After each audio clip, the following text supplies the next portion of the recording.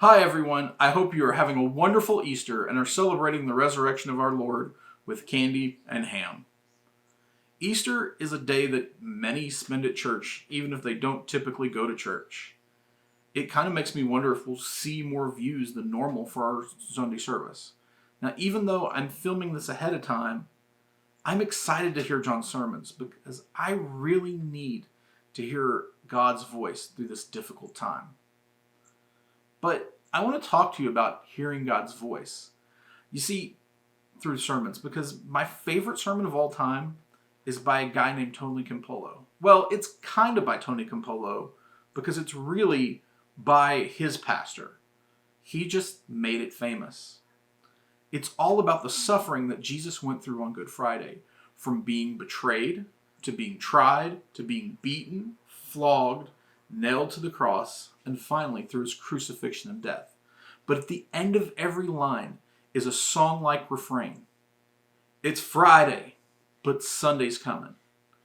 I've made it a point to listen to that sermon almost every Good Friday for the last 10 years. But this year, I don't know if I'm going to listen to it. If I'm honest with you, it doesn't feel like Sunday's coming.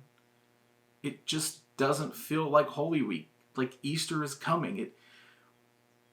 Where's going to be the getting up early on Easter Sunday, making sure my kids are dressed in their Easter clothes, having a cup of coffee with my wife before heading off early to church to help prepare for the service? We're seeing all of you at church dressed your best and looking so happy to be there. We're all the people that we only see twice a year at Easter and Christmas. Where's the buzz of the sanctuary? It is bursting with people. Everyone talking together and getting ready for the service to start. We aren't getting any of that this year. We got the same thing we've gotten for the last 5 weeks. A recorded sermon with a few songs and the message. But none of the things that make Easter feel like Easter. It's kind of hard to think of the empty tomb without seeing Christ as risen or up from the grave. In fact, even for an introvert like me, sometimes all of this feels like I'm the one that's in the tomb. And I bet some of you feel the same way. That with everything stopped, it feels like our life has ended. That we're buried in a tomb and things will never be the same. It's hard to think of celebrating Easter when your whole life feels like a tomb. It's doubly hard to do when all of the things that make Easter feel like they've been taken away. In my imagination, this must have been what Saturday felt like for the disciples. I mean, think about it. Jesus was dead. They were scattered. Everything was at an end. Life for them was stopped for the most part. You starting to see the connection? It wasn't even about waiting. They didn't know this feeling would end. They thought that this was the new normal. I think we have a lot in common with the disciples on Saturday. Our world is stopped. For all intents and purposes, we're in hiding. We are grieved over something we have no control over, and we are getting used to a new normal. We may even know people who have died. But we know something that they didn't. Sunday is coming. Here's the Easter story from the book of Mark. When the Sabbath was over, Mary Magdalene, Mary the mother of James, and Salome brought spices so that they could go and anoint Jesus' dead body.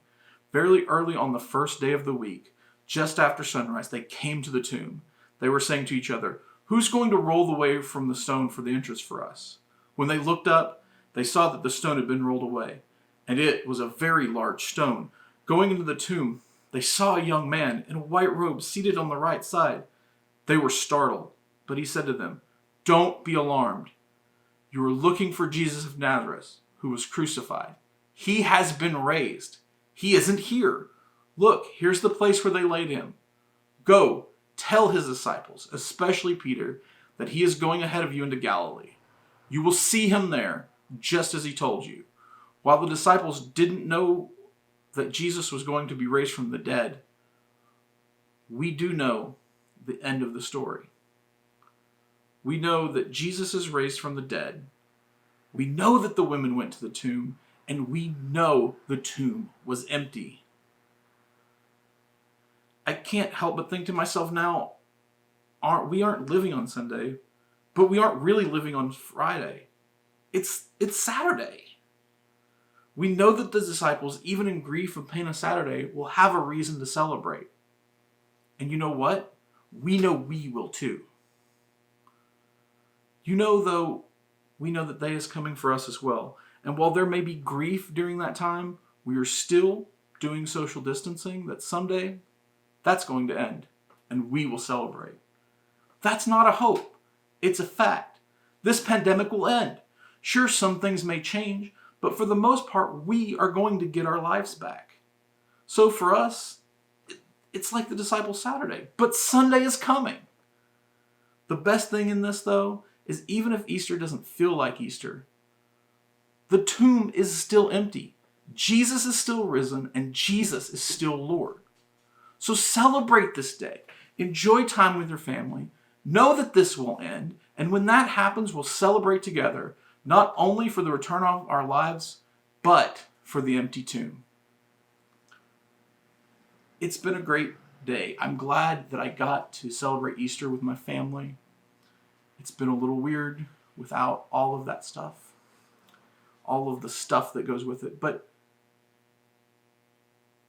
I encourage all of you to take the time to celebrate Easter with your families, knowing that all of this stuff is going to end, that it's going to be okay, and that Sunday is coming. So, after this lesson at 7 o'clock, please join us on Zoom. We'll play some games, we'll talk, we'll see what everybody had to eat for Easter, and it will be great. And until then, peace.